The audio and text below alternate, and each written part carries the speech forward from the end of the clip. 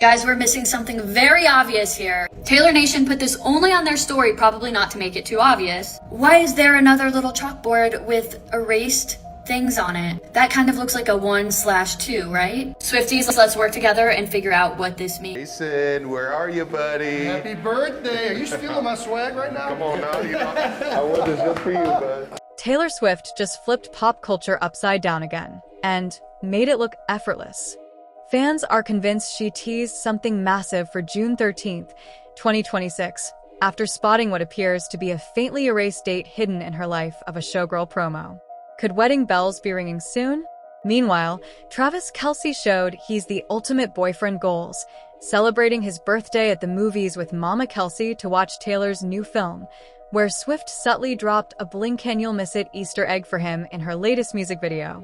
And as Stephen A. Smith cheered on Bad Bunny's rumored Super Bowl halftime show, he assured fans, Taylor's time will come. He is an international superstar next year.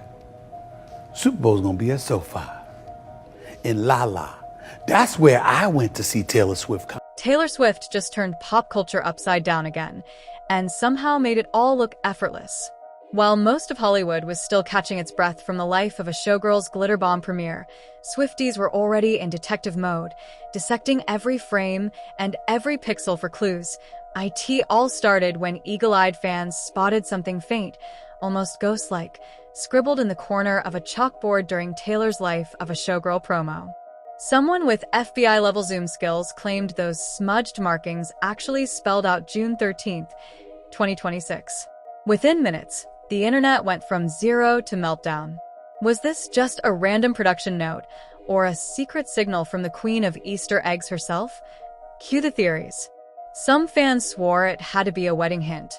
After all, June 13th is the only 13th that falls on a Saturday that year, and conveniently, it lands right near Taylor's iconic Rhode Island mansion. Others thought they could make out Casey and New York, which sounded suspiciously like coordinates in Taylor and Travis Kelce's real-life love story. A few imaginative Swifties believed they saw Sunday 12, predicting a surprise single drop or bonus album release. And then came the Galaxy Brain crew, who insisted this wasn't about romance at all, but about another secret side to the album. Because, as every seasoned Swiftie knows, with Taylor, there's always another side. Meanwhile, her Life of a Showgirl film strutted past $33 million at the box office, outpacing Dwayne "The Rock" Johnson's latest action flick, which crawled behind at just $6 million. And yet, amidst all the sparkle and feathers, some fans were hilariously fixated on what they dubbed the coconut bra look, debating whether Taylor was serving Vegas glam or beach bar camp. But none of that slowed the hype train. Taylor Nation even posted a cutesy chalkboard teaser on Instagram promoting a Showgirl listening party.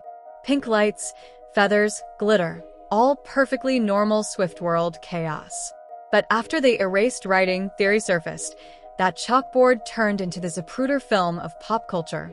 Every curve, blur, and shadow was analyzed like national security footage. And when a few fans tied that mysterious June 13th scribble to rumors of a Rhode Island venue suddenly booked by a mystery celebrity, who allegedly paid to cover another couple's wedding and honeymoon just to secure that exact date, the fandom lost its collective mind. Whether or not it's true, the internet's convinced. June 13th, 2026 might just be Tay and Trav Day. And speaking of the man himself, Travis Kelce just hit a milestone, his 36th birthday, and celebrated it in peak boyfriend goal. Fashion. Instead of throwing an NFL-sized rager or hitting a VIP club, Travis kept things wholesome. He took Mama Kelce, his aunt, and his uncle to the movies to watch Taylor Swift, The Life of a Showgirl. Yep, no loud music, no champagne towers, just popcorn, family vibes, and pure love. Fans couldn't get enough. One gushed about how radiant Mama Kelce looked, while another admitted they got misty-eyed seeing how proud she seemed of her son's support for Taylor. Social media flooded with comments calling him the softest 6'5" linebacker energy we've ever seen. And the outfits? Oh, the outfits. The Kelce clan showed up in full Swiftie spirit, matching showgirl color palettes, teal and pink boas, and baseball caps featuring Taylor's face. Mama Kelce rocked hers proudly, instantly going viral as the ultimate future mother-in-law flex. Some online jokers wondered how awkward it must have been when certain songs came on, particularly would've, could've, should've, which fans interpret as one long lyrical love letter. But according to insiders, the family screening featured the clean cut of the film, so no blushes that night. Just laughter, popcorn, and a few proud smiles, of course. Taylor wasn't about to let Travis's birthday pass without her own signature touch. And being Taylor Swift, she didn't send balloons or a signed football. She released a music video. Her latest visual for The Fate of Oilia dropped right after the Showgirl album, and it was pure cinematic fire. Taylor appeared in one dazzling look after another, switching hair, makeup, and costumes faster than an NFL halftime show. The highlight? A line that sent Swifties into meltdown. Pledge allegiance to your hands, your team, your vibes. Right as she sings it, a football spirals through the air, and she catches it. Clean catch. No fumble. Internet exploded. Fans immediately connected the dots. Some said it was a coded happy birthday, big guy. Others saw it as a symbol of how Taylor and Travis pass each other love and loyalty. A few noted her chainmail mini dress looked like something straight out of a glam football fantasy, as if Beyoncé's stylist got a halftime call from the NFL and said, "Make it poetic, Swift's Easter eggs have always been her signature language." And this one was so obvious, yet subtle, that it sent even casual fans spiraling. Within hours, TikTok was filled with slow-motion replays, zoomed frames, and breakdowns from lip-reading experts. The consensus: Taylor just turned her boyfriend's birthday into pop art.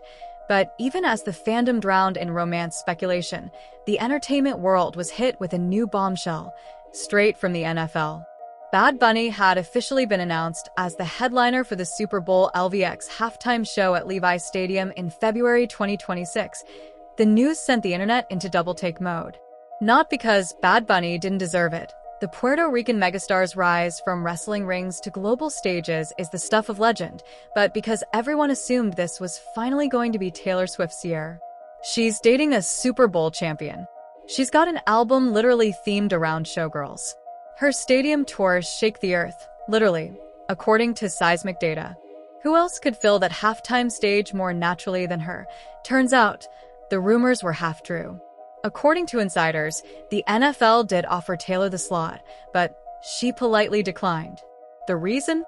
Ownership. She's still fiercely protecting her masters, and performing at halftime would require giving the league partial licensing rights to her songs. In true Taylor fashion, she chose principle over exposure, and while fans were initially disappointed, ESPN's Stephen A. Smith jumped in to calm the storm with his trademark bravado. "Bad Bunny earned this," he said.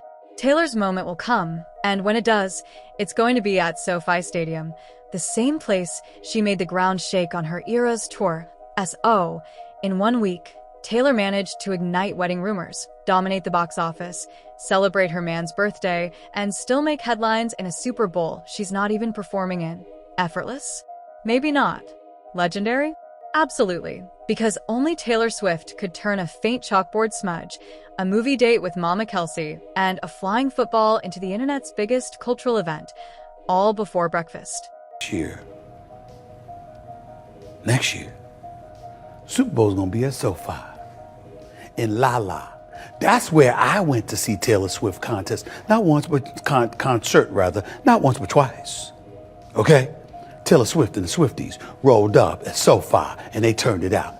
That is where she should. Taylor Swift has done it again, shaken up pop culture, the internet, and apparently, the ground beneath our feet. And no, that's not an exaggeration. When Taylor performed 6 sold-out shows at SoFi Stadium back in 2023, Caltech scientists literally confirmed that Swifties caused a mini-earthquake. So yeah, she's got seismic energy in every sense of the word. But speaking of things shaking up, Taylor's latest album art just sent the internet into full-blown meltdown mode, and not the good kind.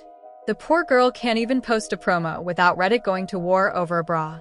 Yep, the same Swifties who decode Morse code in her music videos are now obsessing over what they're calling the coconut bra catastrophe. Here's the tea.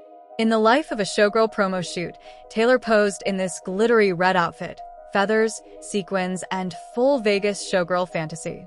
It should have been glam perfection. Instead, it triggered the kind of online chaos only Taylor Swift could inspire.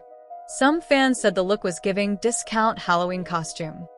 Others claimed it screamed, "Temu presents Showgirls too." One particularly savage commenter even said the lighting made it look like a pizza box flyer. Harsh. Meanwhile, Swifties who treat every new aesthetic like a sacred era were collectively screaming, "Who approved this?"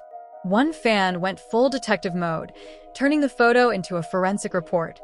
Bad eyeliner, tragic bangs, deadpan expression, and the real crime, the coconut bra.